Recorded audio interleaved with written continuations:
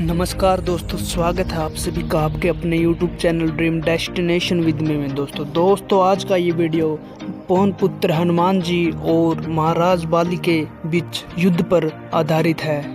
दोस्तों जैसा कि आप सभी पिछली वीडियो में देख चुके हैं कि हनुमान जी को बहुत से देवताओं के वरदान प्राप्त है। उनके पास अनेकों दिव्य भी शक्तियाँ हैं। तो दोस्तों शुरू करते हैं आज का ये वीडियो। दोस्तों ये बात उस समय की है जब किष्किंधा के राजा महाराज बाली ने घोर तपस्या कर ब्रह्मदेव को प्रसन्न किया और ब्रह्मदेव ने उन्हें क्या कहा सुनिए। ब्रह्मदेव का कहना था, दोस्तों मैं तुम्हें वरदान देता हूँ कि अगर आप कभी भी युद्ध में जाओगे और जिस भी प्रतिद्वंदी से आपका सामना होगा उसकी आंखों में आंखें डालकर देखने से तुम में उस प्रतिद्वंदी की आदि शक्ति समाहित हो जाएगी। इस कारण दोस्तों बाली अजय हो गया था और वह किसी भी प्रतिद्वंदी को आसानी से हराने में सक्षम था। इसका परिणाम यह निकला कि एक बार बाली साधना में लीन था और लंका के राजा रावण को भी अपनी शक्तियों पर बहुत घमंड हो गया था। वह ऋषि मुनियों को तंग करता और उनके यज्ञ को समाप्त कर देता या उनके यज्ञ में बाधा डालकर उन्हें खंडित कर देता। जब दोस्तों महाराज बाली के साथ रावण का सामना हुआ तो परिस्थिति अलग ही थी, क्योंकि दोस्तों जब महाराज बाली तपस्या में लीन थे तो रावण ने इन्हें युद्ध के लिए ललकारा। लेकिन दोस्तों महाराज बाली तपस्या में लीन होने के कारण उन्होंने उनका कोई जवाब नहीं दिया। कुछ समय पश्चात महाराज बाली ने उठकर रावण को अपनी कांख में दबा लिया और 6 महीने तक तपस्या करता रहा। इसके पश्चात दोस्तों जब रावण का घमंड पूरी तरह चूर हो गया था, वह हार मान चुका था, तब जब महाराज बाली की साधना पूरी हुई तो उन्होंने युद्ध के लिए रावण से बातचीत की। इसके बाद दोस्तों रावण ने हार मानकर उनसे मैत्री संबंध बनाया और वहां से चला गया। दोस्तों अब बात आती है कि हनुमान जी का महाराज बाली से युद्ध कैसे हुआ। यह ठीक उस समय की बात है जब महाराज बाली ने रावण को हराया तो उसके अंदर अभिमान ने जन्म ले लिया था। तो दोस्तों रावण को हराने के बाद महाराज बाली एक सुंदर वन में गए जहां पेड़ हरी भरी पत्तियों से भरे थे और फलों से भी परिपूर्ण थे। तब दोस्तों महाराज बाली ने उस वन में पेड़ों को उखाड़ना शुरू कर दिया और उन्हें इधर उधर फेंकना प्रारंभ कर दिया। दोस्तों उसी वन में दोस्तों भगवान हनुमान जी तपस्या में लीन थे, प्रभु श्री राम का नाम का जाप कर रहे थे। परिणाम स्वरूप हनुमान जी महाराज बाली के पास पहुँचे। उन्होंने उसका कारण पूछा कि आप पेड़ों को इधर उधर क्यों फेंक रहे हैं और इतने सुंदर वन को क्यों तहस नहस कर रहे हैं। इस पर दोस्तों महाराज बाली को हनुमान जी पर क्रोध आ जाता है और वह उन्हें, जिस कारण वह सभी को अपने से नीच समझने की भूल कर बैठता है। इसका परिणाम यह निकला, हनुमान जी ने महाराज बाली को बताया कि आप श्री राम का नाम लीजिए, उनके नाम मात्र से ही आपके अहंकार का नाश हो जाएगा।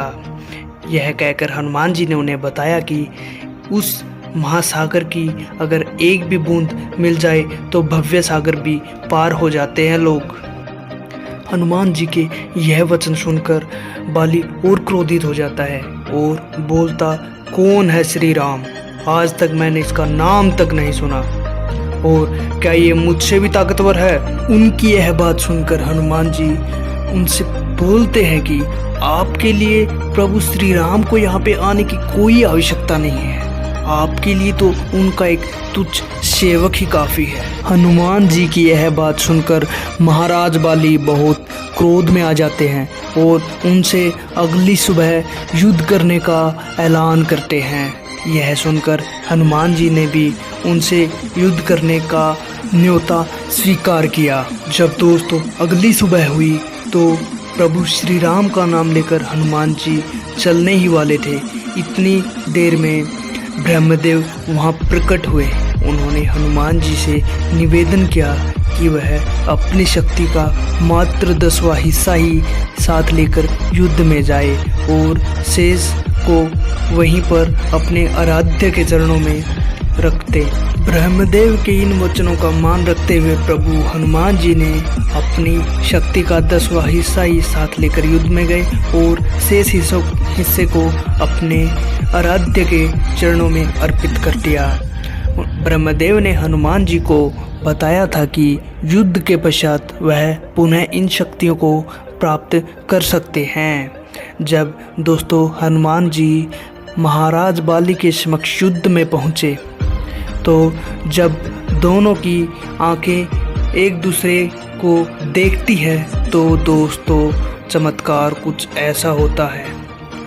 महाराज बाली हनुमान जी की शक्तियों को अपने अंदर समाहित करना शुरू कर देते हैं। कुछ समय तक समाहित करने के पश्चात महाराज बाली को यह एहसास होता है कि पूरे संसार की शक्ति उनके अंदर समाहित हो गई है। और ऐसा होते होते कुछ क्षण और बीता और जिसका परिणाम यह निकला कि महाराज बाली की नसें फूलना प्रारंभ हो गई। शरीर ऐसा महसूस होने लगा कि मानो फटने वाला है। इतनी देर में ब्रह्मदेव वहाँ पुनः प्रकट हुए और महाराज बाली को कुछ समझ नहीं आ रहा था कि यह हो क्या रहा है। यह सब देखकर ब्रह्मदेव ने महाराज बाली को एक ही सुझाव दिया और यह सुझाव था कि युद्ध छोड़कर भागने का। बाली को कुछ समझ नहीं आ रहा था और ब्रह्मदेव के यह वचन सुनकर बाली ने दौड़ना प्रारंभ कर दिया और मीलों दूर तक दौड़ता रहा दोस्तों। और दौड़ने के पश्चात वह तुरंत बेहोश हो गया। और जब महाराज बाली को पुनः होश आया तो उन्होंने ब्रह्मदेव को अपने समक्ष पाया। उन्होंने ब्रह्मदेव से एक ही प्रश्न पूछा कि यह सब क्या था और मुझे ऐसा क्यों महसूस हो रहा था कि पूरे संसार की शक्तियाँ मुझ में ही समाहित हो गई हो। मेरा शरीर फटने को हो रहा था। बाली जी के इस प्रश्न पर ब्रह्मदेव ने उत्तर दिया कि हनुमान जी मात्र अपनी शक्तियों का 10वां हिस्सा ही लेकर युद्ध में आपसे युद्ध करने आए थे और वह भी आप सहन नहीं कर पाए। तो सोचो अगर वह अपनी पूरी शक्तियों के साथ आपसे युद्ध करने आते तो आपका आज अंत निश्चित था। ब्रह्मदेव के मुख से यह वचन सुनकर महाराज बाली पुनः हनुमान जी के पास जाते हैं और उनसे उनकी शक्तियों और राम भक्ति के बारे में पूछते हुए कहते हैं कि हे पवन पुत्र हनुमान, हे श्री राम भक्त हनुमान, आप इतने शक्तिशाली होते हुए भी आप में लेश मात्र भी घमंड नहीं है, अभिमान नहीं है। और इतना कहकर महाराज बाली अपनी नगरी किष्किंधा पुनः चले जाते हैं और वहाँ पर अपना राज प्रशासन करते हैं। इसके बाद दोस्तों ब्रह्मदेव का आशीर्वाद लेकर हनुमान जी अपनी शक्तियों को पुनः प्राप्त कर एक बार फिर प्रभु श्री राम नाम की भक्ति में लीन हो जाते हैं। अगर वीडियो पसंद आई हो तो दोस्तों लाइक कीजिए और शेयर कीजिए। आज का लाइक टारगेट कम से कम 30 लाइक दोस्तों, 30 लाइक। और चैनल को सब्सक्राइब कीजिए दोस्तों, और चैनल का सब्सक्राइब टारगेट कम से कम 20 सब्सक्राइबर दोस्तों। धन्यवाद दोस्तों, मिलते हैं आपको आपके साथ आपकी अगली वीडियो में। जय श्री राम दोस्तों।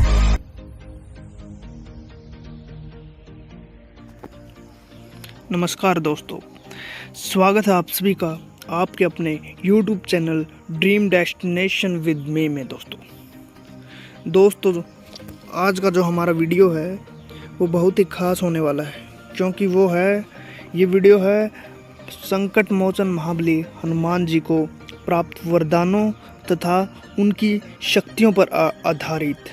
तो दोस्तों, जैसा कि आप जानते हैं कि जब बचपन में हनुमान जी को भूख लगी थी तो वो सूर्य को फल समझकर खाने उड़े थे।